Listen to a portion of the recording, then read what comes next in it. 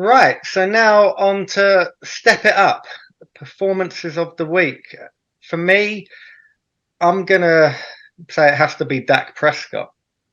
Now, I watched the game and I might have got lost in the moment over the last few weeks. Thought Dallas looked very good, especially on defense. And then, watching the Cardinals game, they moved the ball pretty comfortably, to be honest, up until they got to the 10-yard line of the Cardinals. They were running the ball great. And then as soon as they got into the red zone, they were just thinking, right, we're not going to run the ball now. And at no point, a little bit like the Jags did the week before against the Chiefs, at no point did the Cowboys even look like scoring the touchdown. He threw a pick, which was inexcusable. And I get it. You can have bad days, etc., but there was just no leadership. And I haven't seen it, actually. I don't think I've ever seen it for Dak. But when you've got the defense stepping up game after game, most of the plays, although the first half they weren't great, it's where the offense have to get points on the board. They went for it on fourth down early in the second half, didn't get that. Then they decided to go for the field goal on the next drive. Then I think the one after that is when he threw the pick. Just so many points were left on that board. That game should have easily been, they should have at least got back into it and start making the Arizona Cardinals feel a bit nervous about losing another lead. I've just got huge concerns. He threw for 249 yards, 25 of 40. Again, I felt he played worse than what his numbers said, though. I need to see a lot more from him this week. I do think the Cowboys are going to rebound. I actually feel sorry for the Pats. With that defense, you never really want to be the team that has to play against them after a loss, especially the loss like that, because they're going to be out to prove a point this Sunday. And I think that the defense will step up. Whether Dak steps up, I don't know. Will he need to? I doubt it. But for me, that loss is on him. I know you mentioned about Kellen Moore, McCarthy, but at the end of the day, ball's in his hands. He's got to do more than what he's done. And so for me, Dak Prescott, you need to step it up. On to you, Jay. Very similar to you, Rob, but a slightly different angle. Step it up this week. I guess it's going to be combined because it's going to go to Brian Schottenheimer, the Cowboys offensive coordinator, and Mike McCarthy being the offensive play caller. Mm-hmm. I have seen this movie before. Yep. Brian Schottenheimer. Where were you a few years ago? You were with Russell Wilson at Seattle. And what did you do there? You ran the ball, you ran the ball, you ran the ball, and boom, we take big shots downfield. But that's all you do. And so you've got to give the Cardinals credit because I think that they completely outcoached the Cowboys. You know what the Cardinals did? They said, take the run. You're not having anything deep. Nothing at all. And so all we saw for most of the game was running up the middle. The odd throw from Dak outside the numbers for 20 yards in a jump ball that, it's a 50-50 ball. When you get to the red zone, they said, we're going to stop the run now. Let's see your short passing game. And Brian Schottenheimer has nothing. There is nothing about this scheme that has any answers. It is one of the most basic offenses you're going to see. I don't know what else to say, really. I would be very worried about the Cowboys moving forward. Yeah. If their D can carry them, great. But if they're in a game where they have to score points, find answers on offense, I've got very little faith in this coordinator. And it's just situationally as well. They're down double digits, 6 minutes left. They're still running the ball. Horrible. Because they only know one way. We're going to run the ball and we're going to play action. But the Cardinals said, we're not going to do that. You run the ball. We'll let you have a 70-yard drive. It's going to take you 7 minutes. It's going to take you 7 minutes, and then they had to settle for field goals. They, like you said, Rob, they didn't convert on 4th down. Dak threw a pick. No idea who he was throwing to there. So yeah, Brian Schottenheimer. Seen this movie before. Got no confidence moving forward, but you need to step it up. Okay, Paul. What about yourself? Slightly different take. I'm going with Atlanta Falcons quarterback Desmond Ridder. He is in possibly the perfect situation with the roster and the scheme that they have down there in Atlanta. And when Detroit this past Sunday sold out to stop the run and to stop the devastating rookie Bijan Robinson, the game was put into Desmond Ridder's hands, and he wasn't up to the moment. They've got some talent at receiver. They've got like a ridiculously talented tight end in Kyle Pitts. Drake London can play. And these guys weren't wide open, but they were NFL open on many occasions. Watch the game back, and it was on. The game was in Ridder's hands. He was massively outplayed by Jared Goff, and the blueprint is there for stopping the Falcons. If you sell out to stop the run, put the game into Ridder's hands. We'll see what happens moving forward. They've got Heineke as backup. He's not going to set the world alight, Taylor Heineke, but he can spin it. He can throw the ball, possibly better than Desmond Ridder can. And I don't think this kid has long left, Desmond Ridder, before they realise that, right, I think Heineke might give us more chance to win. Because the Falcons could, in a poor division with the Saints and the Bucks and the Panthers, they could win that division if they just get 6 out of 10 quarterback play from either Ridder or Heineke. That's all they need with the scheme that they have. So Desmond Ridder needs to step it up. We'll see him on Sunday in London, and I'll see him up close and personal. So impress me. We'll see if he's free before the game, Paul, and we can maybe have an interview with him. So we'll have a.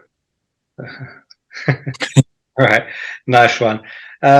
My second step it up is, I'm not going to go into the detail now because it's part of my feature game, later. But it's the Jags special teams, offense and defense is going to be part of my step it up. I'm going to leave it at that for now because I've got quite a lot to go through about why it should be stepping up, which goes straight into the feature game as well. So I'll leave it at that. Jay, let us know your second step it up for the week 3. Okay. It's a collection of people here. Right, let me list them out. Kevin O'Connell, Kirk Cousins, Brandon Staley, and a little bit of Kellen Moore as well. I watched this game in full, and I honestly am astounded at the amount of egregious incompetence that I saw in this game. This is just football fundamentals, just being ignored. Okay, I'll try and start somewhere. Let's start with Kirk Cousins and Kevin O'Connell. We're in the 2-minute drill before half time. Cousins completes a pass to TJ Hawkinson inbounds for a first down. Excellent. 40 seconds left, I think. No timeouts. What do you do in that situation? What are you already thinking of doing before that play even goes down? You're going to run up to the line, everyone's going to get set, and you're going to spike the ball. because spiking the ball stops the clock, and that buys you 30 seconds to then come up with your next set of plays. But what does Kirk Cousins do? What does, I guess, Kevin O'Connell tell him to do? They go into hurry up offense mode, and they waste 15, 20 seconds. They snap the ball. They don't look like they know what they're doing. TJ Hawkinson's on a shallow cross. Kirk Cousins passes to him. A Chargers DB makes a really good tackle, in fairness, stops him from going out of bounds. End of half. Now, you're probably thinking, these things can happen. It's the end of the first half. No big deal. It is a big deal because they did the exact same thing at the end of the game. We're under 1 minute now. We're under 1 minute, and I just cannot believe Kirk Cousins is 35. He's played in this league for probably over a decade now. We've got less than a minute left. They get a first down in the red zone. Touchdown to win. Do they spike the ball? No, they don't. They once again hurry up offense. Cousins looks flustered, not sure what's going on, snaps the ball. TJ Hawkinson again on kind of a shallow cross, not open. Cousins throws it anyway, thinks he's just going to force it in there. Tipped, intercepted. They lose the game. I'm just astounded.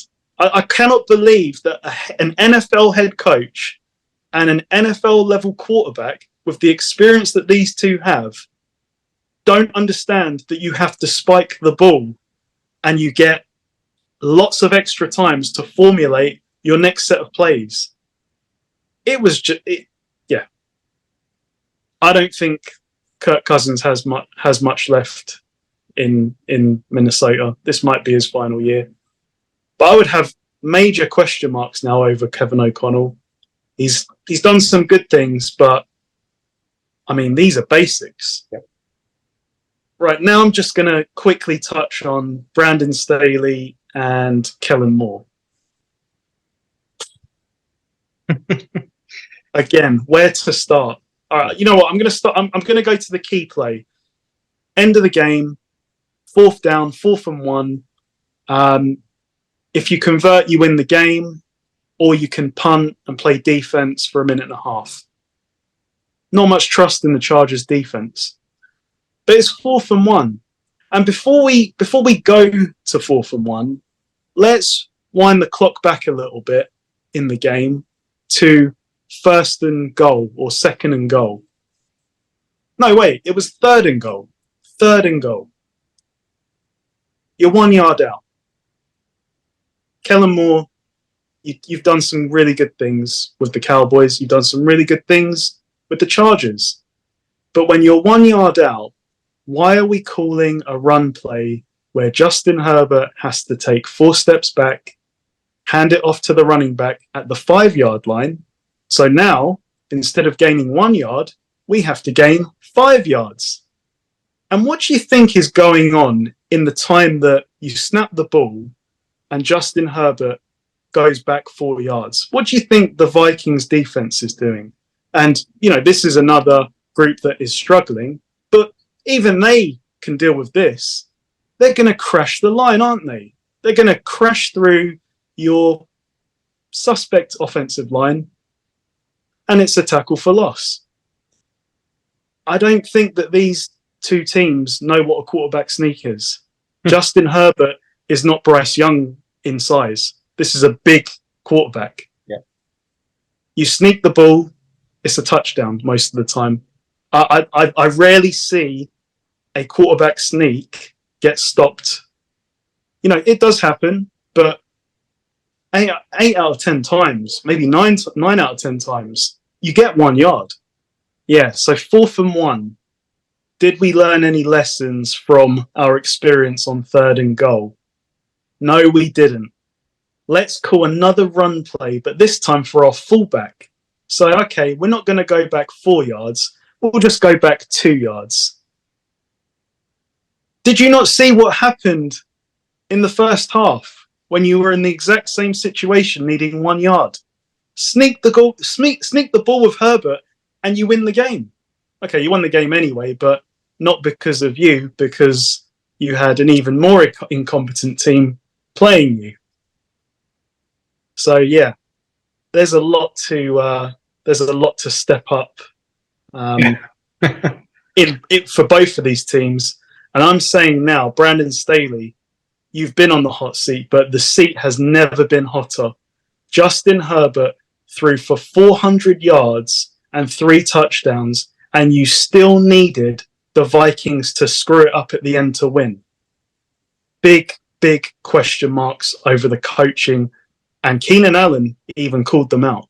So coaching all over those 2 teams, step it up. Lovely. Nice one. And Paul, your second step it up for week 3. I'm going with Las Vegas Raiders head coach Josh McDaniels. I don't understand what they're actually trying to do down there. I really don't. Like, he's trying to create a kind of New England South or New England West with the players that he's recruiting and getting down there. You've pissed off your best player in Devontae Adams. You've told Derek Carr that he's trash, and I agree with a lot of that. But you've brought in Jimmy because Jimmy's your guy. New England South, New England West, whatever. He's your system quarterback. You've brought in the Patriots wide receiver Jacoby Myers, who, by the way, is a clone of Hunter Renfrow. So you've got a big receiver, like an ex-receiver in Adams, and then you've got 2 slot guys.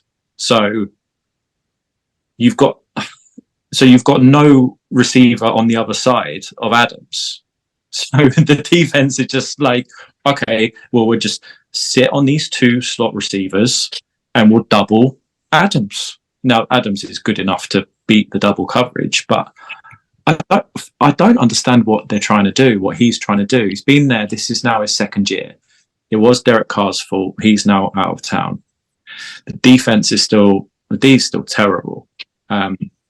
This is his second time as a head coach after Denver, and that was a disaster in Denver. And I mean, before the season, I predicted the Raiders to be 5-11.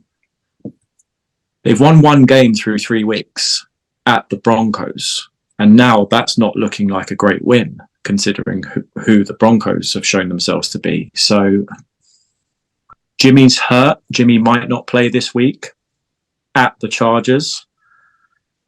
If it was anyone but the Chargers, then I think they'd beat the shit out of the Raiders. But it's the Chargers. So, yeah, Josh McDaniels, I don't understand. What are you trying to do?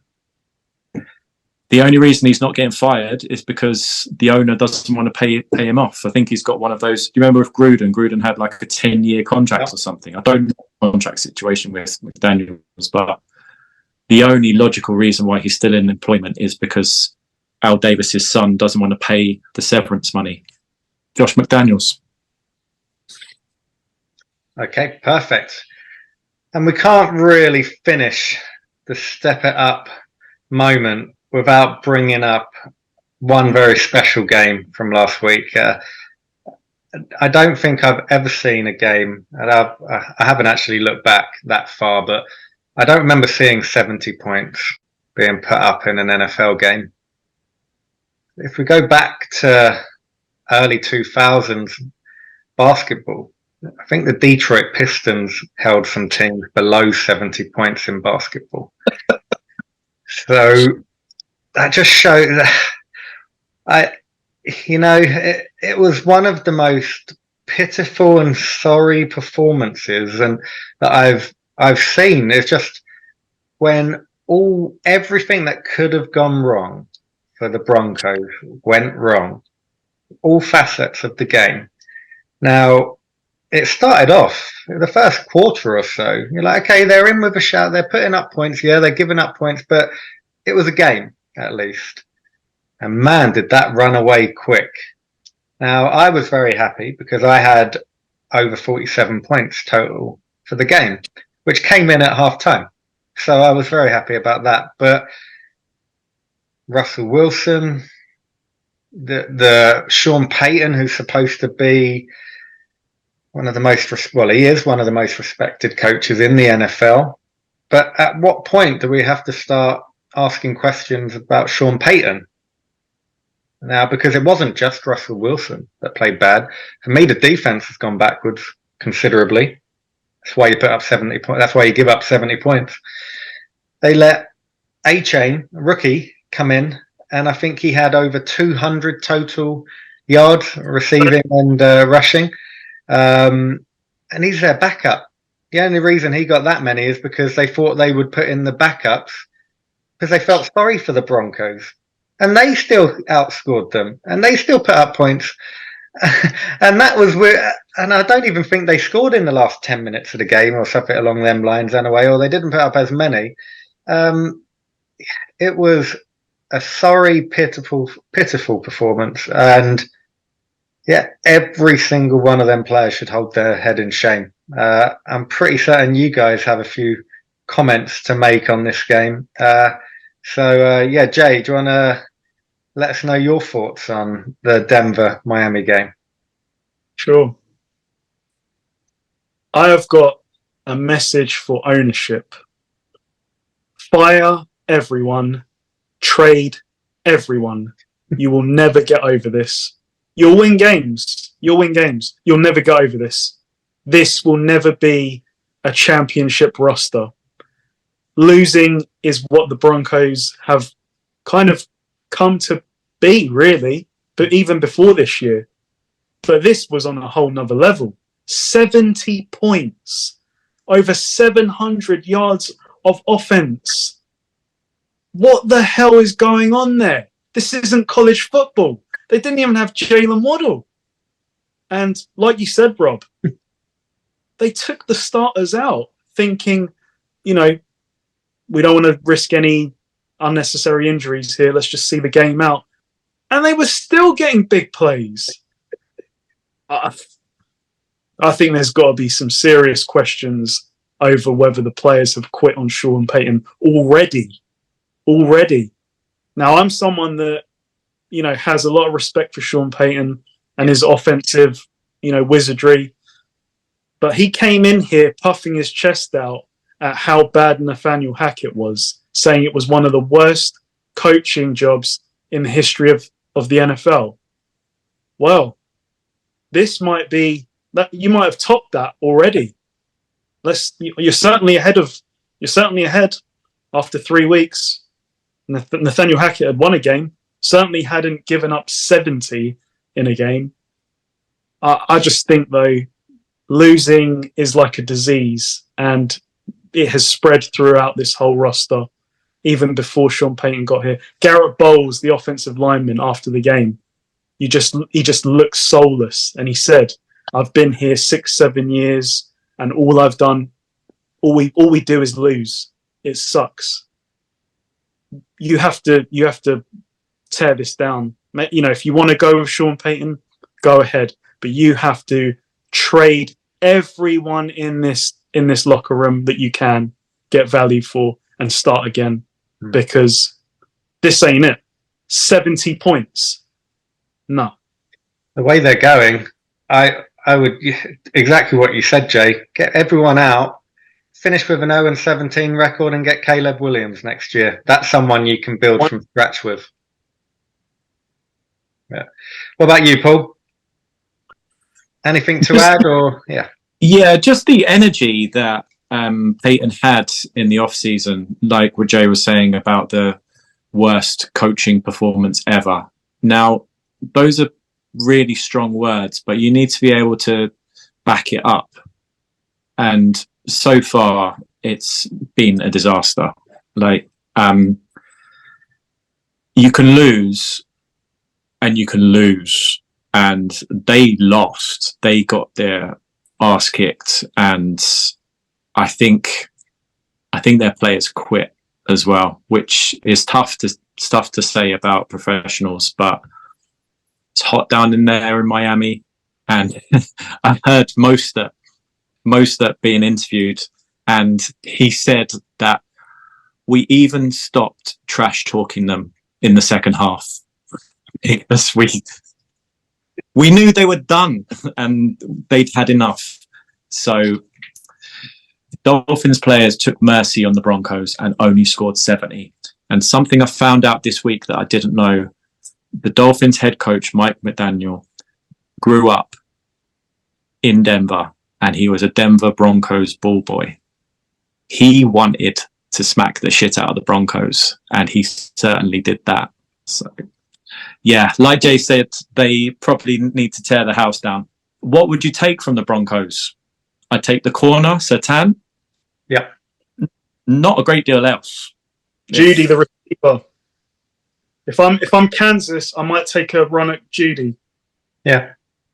Yeah, they need receivers, but he can't stay healthy, Judy, and he's pretty fragile as well. He's a good technician. He can run routes, but can't stay healthy. I'd take the corner, and then not a great deal else. I tell you what, Javonte Williams had a big injury last year, but before and after that, very good.